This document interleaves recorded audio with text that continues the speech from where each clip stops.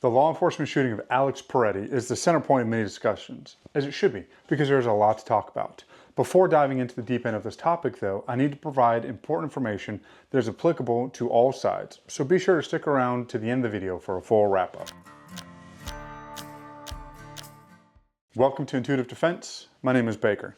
In this current event video, we're going to talk about the law enforcement shooting of Alex Pretti and discuss different points, such as, was the shooting justified? Did Alex have criminal intent just because he had a gun? And how could this have been avoided? This is not a simple topic that is written in black and white ink only. There's a lot of gray area here that we need to go through. In order to do that, we need to view this situation without any emotional or political pull either direction.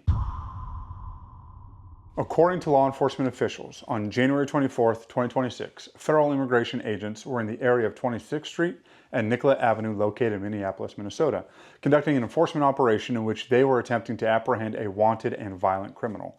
While in this area, at approximately 9 a.m. Central Time, federal agents encountered a man by the name Alex Pretti, along with other individuals who were standing in the roadway, yelling at federal officers. Alex was using his cell phone to film law enforcement, which in and of itself is not a crime unless you are actively impeding a law enforcement investigation and or breaking other laws while filming. During this time, Alex is standing in the middle of the roadway waving a vehicle by. Law enforcement is in the process of getting the other individuals out of the way, at which time Alex starts walking towards them. Eventually, they all get into the side of the road near the sidewalk area, at which point a law enforcement officer is seen pushing an individual, believed to be a female, to the ground.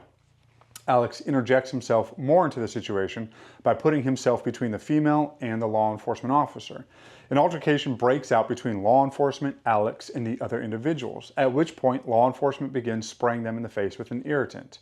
Alex falls to the ground and approximately 5 law enforcement officers attempt to gain control of him.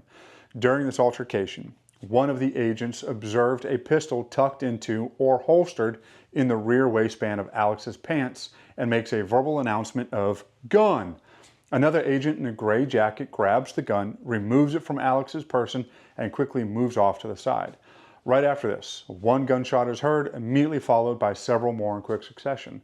Following the shooting, medical aid was rendered, but Alex was pronounced dead on the scene.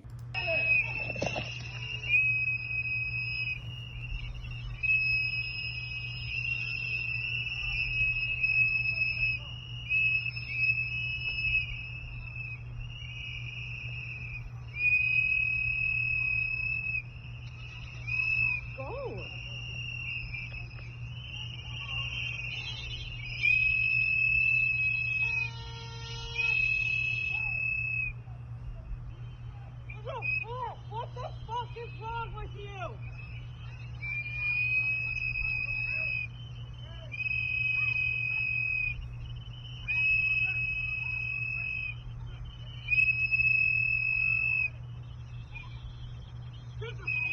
The fuck, people? What the fuck is wrong with you? Honestly.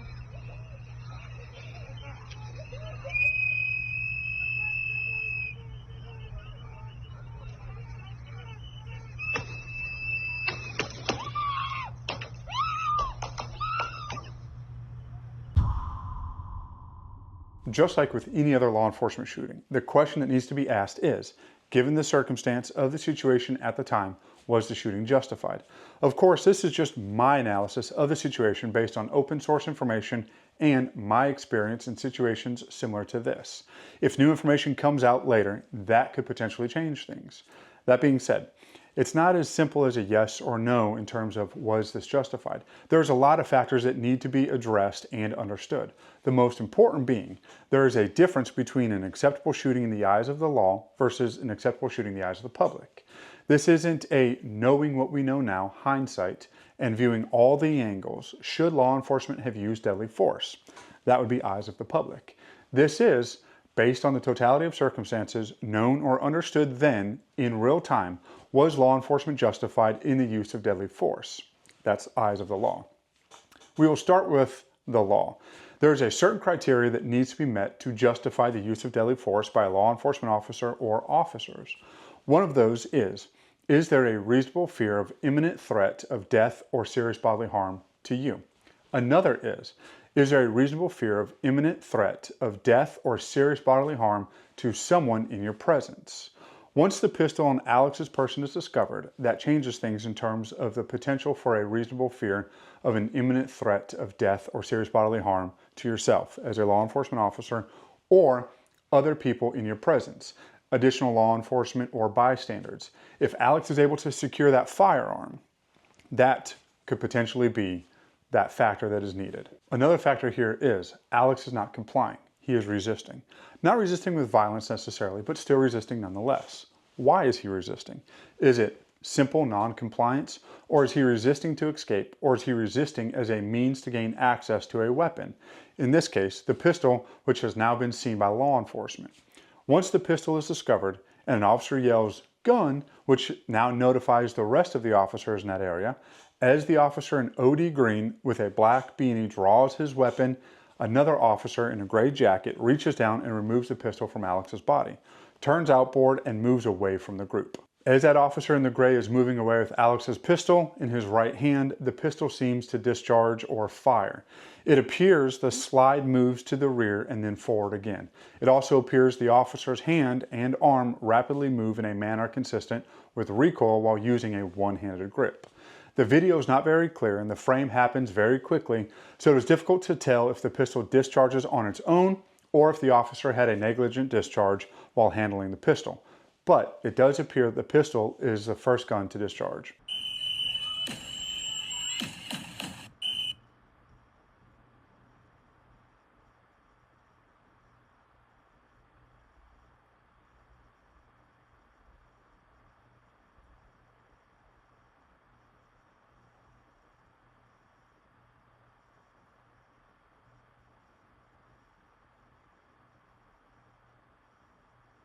Right after that, several gunshots are heard, which is one, maybe two officers engaging Alex.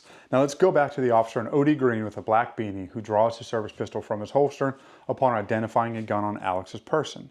At that time, does that officer perceive and or have reasonable fear that there is an imminent threat of death or serious bodily harm to either him or someone in his presence? Given the situation and what is known to that officer at that time, I would say the answer leans more to yes, especially if there was any type of action or motion done towards that pistol. When that officer sees a hand move onto the pistol and then a very short time later, maybe a second or two, that officer hears a single gunshot, given the situation and what is known to that officer at the time, especially if he could not definitively identify whose hand that was on the pistol. Could that officer articulate he believed Alex recovered his own pistol and took a shot? I would say the answer to that is yes. One of the articulable points to this is a reasonable person would surmise that if a firearm is recovered by a law enforcement officer, given their training and experience with and around firearms, that a firearm would not be negligently discharged while in their custody. Therefore, the probability of the first shot coming from the suspect who is just seen with a pistol in or near his possession is higher than that first shot coming from a law enforcement officer who just secured custody of the suspect's pistol. If that officer believed Alex had recovered his own pistol and just shot, given the situation and what is known to the officer at that time, could he justify the use of deadly force against Alex? I would say the answer is yes. Therefore, in my opinion, I believe the use of deadly force has a higher chance of being lawful than being unlawful, as it was a series of events, unfortunate as they are, that happen in a very short time frame, and it is reasonable, given the situation and what is known or understood by that officer at that time, that he perceived and had a reasonable fear that there was an imminent threat of death or serious bodily harm to either him and or other people in his presence. Now, if evidence is provided later on that that officer or any other officer who shot Alex knew at that exact moment that Alex had already been disarmed by another officer, or Alex was not the one who possessed the pistol, or that Alex was not the one that took the shot at the time of or just prior to law enforcement shooting, or that negligence led to the shooting, that will influence the legality of the shooting, in my opinion. Again, my assessment of the legality of the shooting is based on the totality of circumstances in that situation at that moment, known or understood by that law enforcement officer and others present at the time. Now, something that I don't know, but it could be a factor later on if relevant and worth discussing here is knowledge. Were those agents on scene familiar with Alex? Did they deal with him before, or were they briefed with a physical description about an individual who looked like Alex? Did those officers have firsthand knowledge that Alex, or an individual matching his description, has a propensity of violence towards law enforcement? I don't know what that answer is, but given Alex's background with publicly agitating, instigating, or interfering with law enforcement operations or investigations, along with him reportedly tracking ICE movement through various mobile applications and previous law enforcement altercations, there is a possibility law enforcement on scene knew who he was and familiar with his actions. If that is the case, that information can be used as justification for law enforcement action with Alex. Might not justify the use of deadly force just on that, but could elevate a reasonable fear aspect. Moving on. In the eyes of the public, knowing what we know now due to the different angles of video now available, along with the benefit of being able to slow the event down, going frame by frame, and playing the videos forward and backwards, sometimes repeatedly, it is easy for us, the public, who was not there and was not put into a situation where we had to make a life or death decision in the matter of moments, to say it was a bad shoot or the use of force was not justified. Now, if you've never been in a situation like that, it's extremely easy for you to matter-of-factly say what you would or would not have done because you don't have a true understanding of what really happens in those moments. I've been in several situations similar to this, where an individual was armed and he did have a gun while resisting arrest. And I, along with other officers present in that moment, did not shoot. That being said, I don't know what my actions would have been that day in that situation, even though I've been in similar situations, because I wasn't in that exact situation. All that being said, I think there is a level of negligence on the side of law enforcement in this situation and poor decision making on the side of law enforcement and Alex that played a part in this, which I will explain the poor decision making on the part of Alex here shortly. The New York Times did a good job with a breakdown video of the shooting, which is what we're going to watch here. Not going to play the entire video, just the frame-by-frame commentary, but you can watch the whole video on their website if you want. Let's rewind and focus on the agent who shoots first. Just seconds before he fired, he was facing away from Pretti and focusing on an entirely different situation as he tries to spray a nearby woman with an irritant. The spray appears to malfunction and the agent turns as he adjusts it. That's when someone yells that Pretti has a gun. And around 5 seconds after fully turning his attention toward Pretti, the agent draws his weapon and shoots. His arm visibly recoils at the first shot. The firearm has clearly been removed from the scrum when the first shots are fired toward Pretti at close range. The officer who disarmed Pretti can be seen reacting to the sound of the first shot, looking back toward the skirmish. The shooter was standing behind Pretti and not under direct threat, contradicting statements from Homeland Security officials that he fired defensive shots. He also has a vantage point to see the gun pulled from the scene, but it's unclear if he did and whether he thought a weapon was still on Pretti. He then fires 3 more shots from behind Pretti, whose arms are down as he appears to brace himself against the pavement. In one hand, he still holds his phone, and in his other, his glasses. The agent in gray who removed Pretti's gun carries it across the street. Pretti is disarmed and falling to the ground. But the agent who first pepper sprayed Pretti and later beat him with a canister also pulls out his gun. From a distance, despite the fact that Pretti is lying motionless on the ground, these 2 agents fire 6 more shots. Neither is under threat.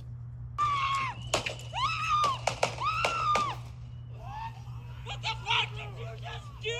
In total, the agents fire 10 shots in 5 seconds. After the shooting, an agent kneeling next to Pretti's body asks where the gun is. I got the gun. I got the gun.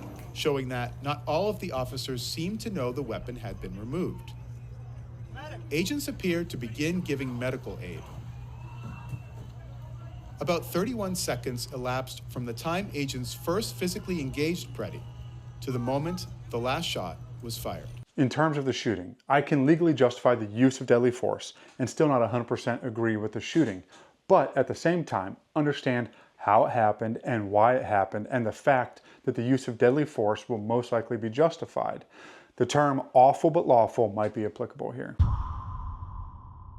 Did Alex have criminal intent to shoot officers or other people just because he was armed? The short and simple answer to that is, in my opinion, no, I don't believe so. Not in this case. I break this down in a separate video and talk about top law enforcement statements made on this topic, along with other information. If you want to watch that video, there's a link in the description of this video down below, or you can click right up here. Anyway, we'll briefly cover some of this information here because it is pertinent to this topic. At no point did I hear or have I read information stating that Alex made verbal threats to kill and or injure law enforcement using his gun. I have not seen or read any information stating that Alex motioned towards or attempted to secure his pistol. If he had criminal intent to use his firearm, at some point he would have either attempted to use his firearm or he would have used his firearm.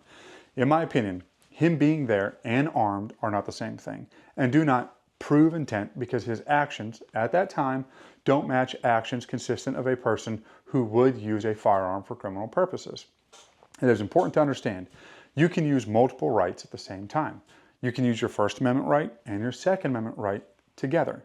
You don't have to put one down to use another. It only becomes an issue when you do stupid shit. I have heard people say, those jackboot thugs, talking about federal agents, killed Alex simply because he was armed. I don't agree with that at all. Alex was not just peacefully standing there on the sidewalk, listening to the birds chirp, minding his own business, when suddenly cops walked up to him, located a gun, and killed him dead for it. It was a series of unfortunate events that led to this. Alex interjected himself into a situation. Alex interfered or impeded law enforcement activity. Alex resisted. Gun was discovered. Gun was removed. Gun was shot. Alex was shot. He was not killed just for being armed. Yes, absolutely. If Alex would not have put himself in this situation, he would still be alive today. I know that's not the answer some people want to hear, but that's the answer that more people need to hear. Some people are under the delusion that the protection of freedom of speech, assembly, and petition protected by the First Amendment gives them the right to interfere or intervene in law enforcement investigations or activities, sometimes violently. And they feel that their actions are justified because they are good people fighting the good fight. Well, the law doesn't look at it that way. And when people do that, you can expect law enforcement to take actions, sometimes with force. If you want to go peacefully protest, go protest. More power to you. If you want to, without interfering, record law enforcement. Record law enforcement. If you want to post on social media that ICE is mean for arresting people who are in this country illegally, some of them who are very violent and lawless, go ahead, type away. But if your definition of protesting is antagonizing or agitating situations and interfering, intervening, or obstructing lawful law enforcement investigations or activities, my recommendation is to find a new hobby. Let's go back to Alex being armed at a protest for a second. One, I'm not entirely sure this was necessarily a protest as much as people approaching law enforcement with the intent to be disruptive, but for the sake of argument, let's just say this was a traditional style protest. I can understand why Alex was armed. If I was to go to a protest, I would be armed too, because people be crazy. I might say the catchy chant, look for the t-shirt vendor so I can get some cool protest swag, take a few pictures of me there as proof of participation, and write a cool sign to accidentally hold upside down. What I wouldn't do though, especially while armed, is get into an altercation with law enforcement or put myself in a crowd of people who are looking to get rowdy or attempt to interfere or intervene in law enforcement investigations or activities. It is a pretty simple concept, but some people want to be a part of something that they feel is just and good. And when things start getting out of hand, your feelings and emotions will start to justify actions because of whatever the cause is. The law doesn't care about your feelings and emotions, just your actions. This next sentence is much easier said than done, but if you let your feelings and emotions dictate your actions, there's a high probability stupidity will follow. Alex let his emotions and feelings dictate his actions. He did that here. This is a moment the news movement filmed on January 13th in Minneapolis, showing a man who appears to be Alex Pretti interacting with federal immigration agents 11 days before Border Patrol shot and killed him. Our footage was analyzed by the BBC, whose facial recognition technology confirmed his identity to a 97% degree of accuracy. On the morning of January 13th, our team received a tip that federal agents were blocking a street at the corner of East 36 and Park Avenue in Minneapolis. We arrived around 10:15 a.m. We saw observers shouting at the agents as they walked back to their vehicles. When they started driving away, the man kicked their taillight. An agent then got out of the vehicle, grabbed him, and pushed him to the ground.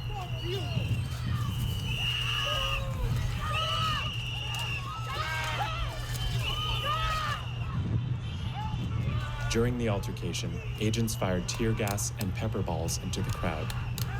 They continued to hold the man down before they retreat, and he walks away.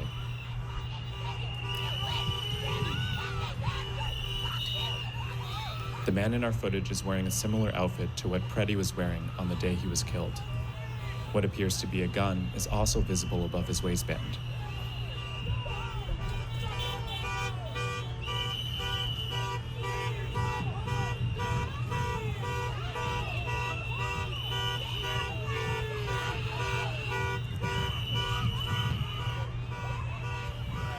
Here, he continues to stand at the scene.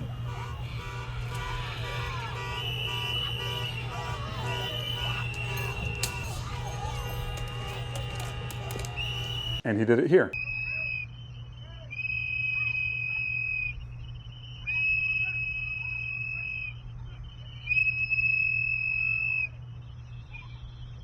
The fuck, people?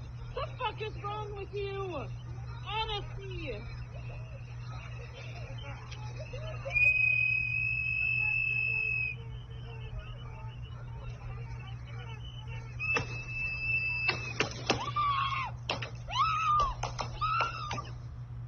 In the first video, he didn't really have any repercussions for his actions, but the second video cost him his life. Well, that's it for me, folks. I just wanted to provide this current event update.